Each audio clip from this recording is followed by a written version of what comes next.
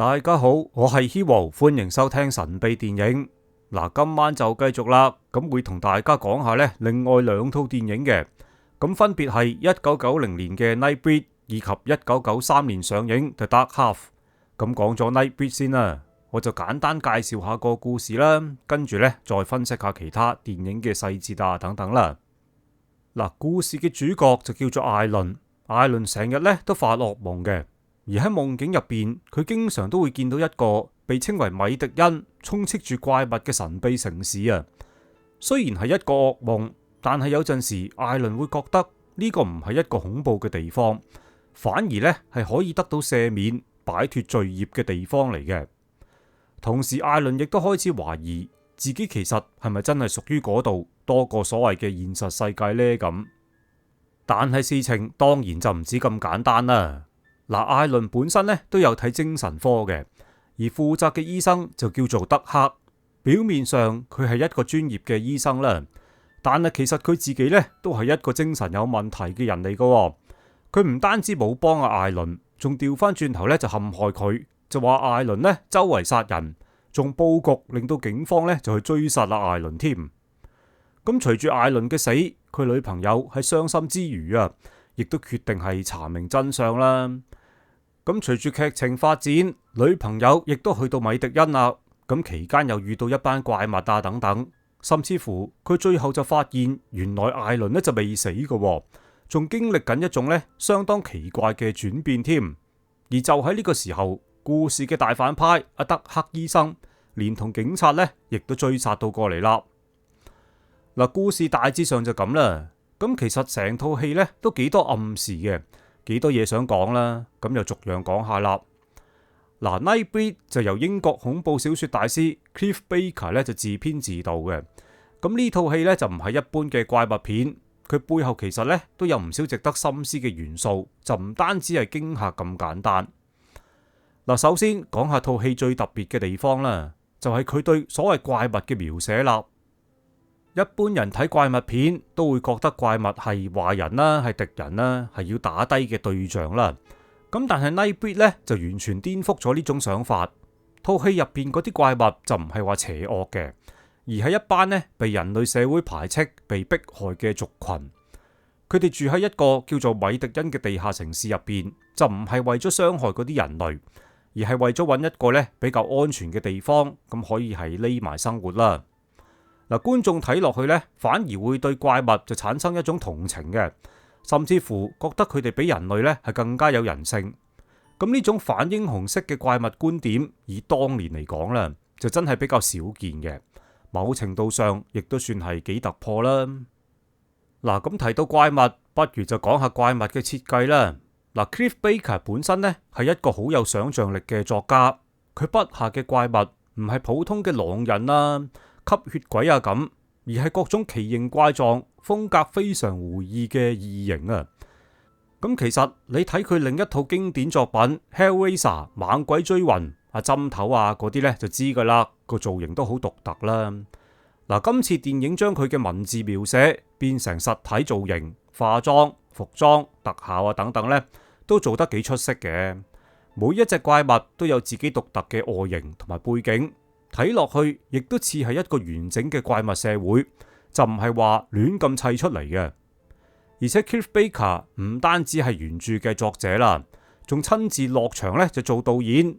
咁呢種作者導演嘅模式，亦都令到呢套戲咧充滿佢嘅個人風格，世界觀就好完整啦，氣氛亦都幾唔錯。不過就話分兩頭啦，就因為佢咧過分堅持自己嘅創作意念，搞到喺製作過程入邊呢，就經常同片商嗰邊呢就產生咗唔少嘅衝突。片商就想將套戲剪成一套商業嘅驚慄片，結果呢就大幅度咁啊剪走咗好多呢重要嘅情節，令到首映嘅版本變到好唔完整啦。咁直接導致到呢當年嘅票房亦都唔係話太理想嘅。咁但係成件事呢就未完噶。話說好多年之後啦。咁有一班影迷咧就發起咗一個運動，要求重製翻呢 Clive Barker 原本構思嘅版本。咁最後基於各種原因啦，就推出咗咧導演剪輯版啦，將原本被剪走咗嘅內容就加翻入去啦。咁令到呢套戲呢就暢順好多，亦都重新獲得一個評價，甚至乎日後亦都成為咗呢溝片嘅一個經典。嗱，咁又講下演員嘅陣容先啦。呢套戲都有啲驚喜嘅。舉個例，譬如話有著名嘅導演阿大衛哥倫堡都有客串演出嘅。咁適逢其會啦，如果聽眾有聽萬聖節第一集嘅話呢，可能都有啲印象。嗱，第一集呢有提過 Videodrome 呢套戲啦，而大衛就係 Videodrome 嘅導演嚟嘅。咁佢本身都係拍開恐怖片出身啦，所以今次客串做翻演員，觀眾睇得過癮之餘啊，亦都肯定係冇問題啦。另外啦，嗱，當年 Hellraiser 咁飾演原版針頭嘅演員阿德 Bradley 啊，道格布拉德利喺 Nightbreed 入邊呢都有份參與演出嘅。咁再次飾演 Nightbreed 呢個異族入邊啊嘅其中一位成員。仲有嘅就係飾演主角艾倫嘅演員阿 Craig Sheffer， 其實喺《猛鬼追魂》第3集入邊呢咁啱得咁巧啦，亦都係做主角嘅。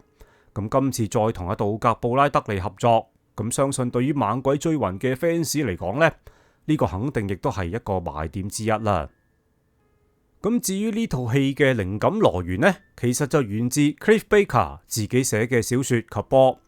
佢一直對於怪物總係有一種呢浪漫化嘅感覺嘅，覺得怪物唔係邪惡啦，而係自由、力量，甚至乎係一種反抗啊！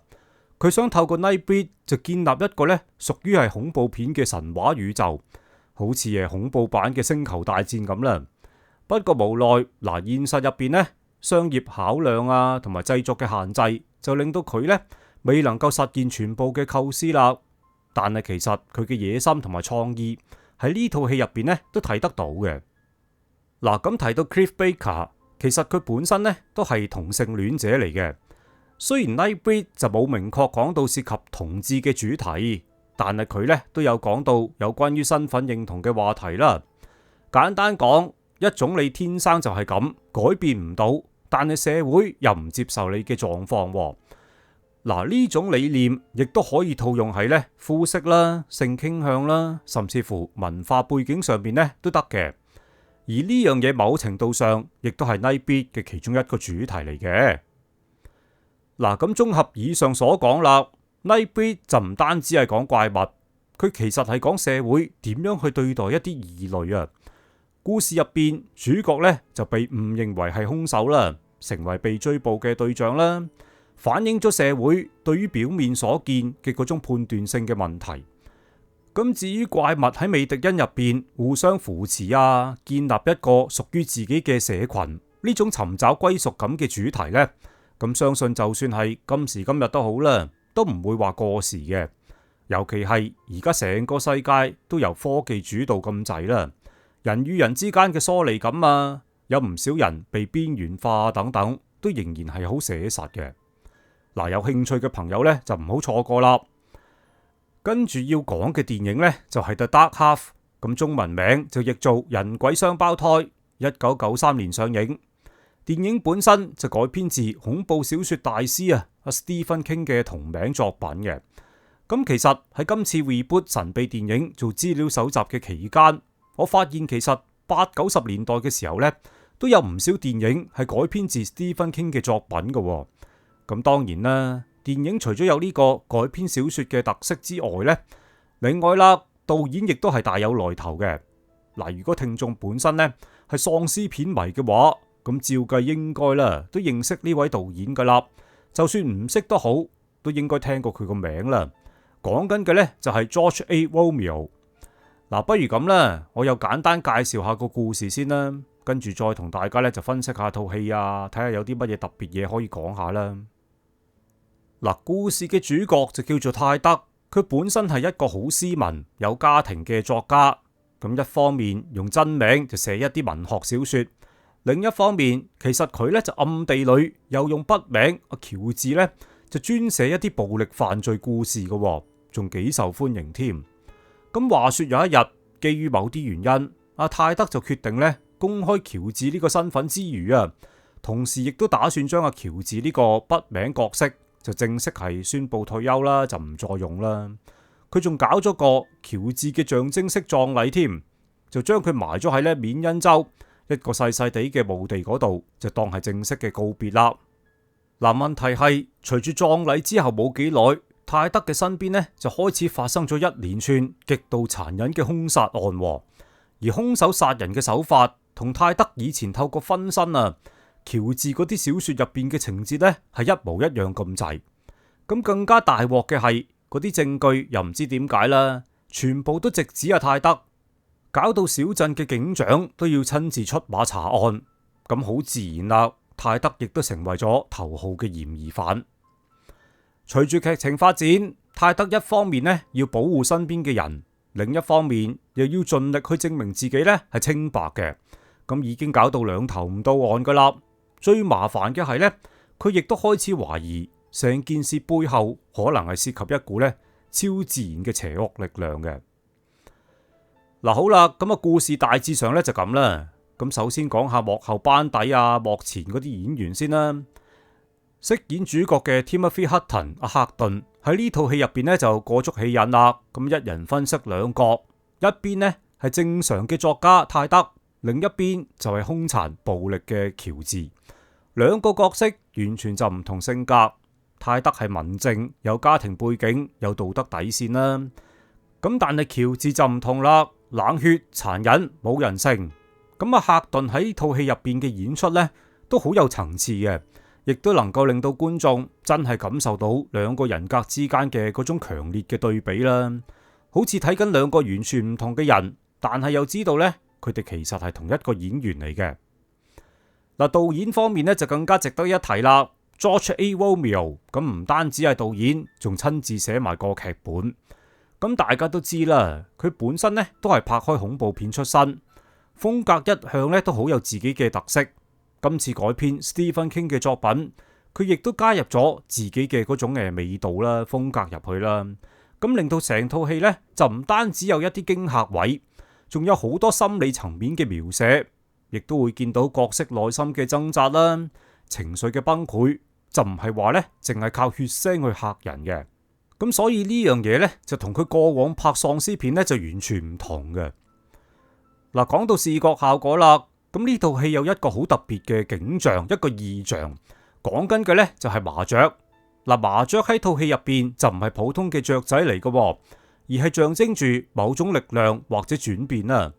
佢哋喺故事入邊唔同嘅階段呢，都會出現，尤其係重要嘅場景，成群麻雀飛出嚟，咁場面呢都幾震撼嘅。而且呢啲呢都係用實物特技去做出嚟，就唔係話 CG， 咁所以睇落去就更加係真實，同埋呢更加有衝擊力啦。成套戲嘅氣氛都好值得去講啦。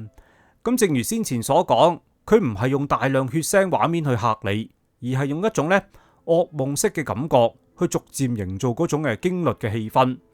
場景方面，多數都係用一啲比較細嘅鄉鎮小鎮或者城市嘅一個角落，咁無形中呢都構成咗一種壓迫感喺度嘅。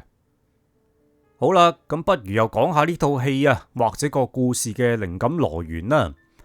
嗱，Stephen King 寫嘅 Dark Half 其實係因為佢自己呢曾經用過筆名 Richard Bachman 呢嚟出書，後嚟佢公開咗自己就係 Bachman之後，咁佢就諗咯，喂，如果一個作家嘅筆名，即係佢創造出嚟嘅另一個身份，突然之間變得有生命唔單止唔想做配角，仲反過嚟搶翻佢嘅人生嘅話，咁點呢？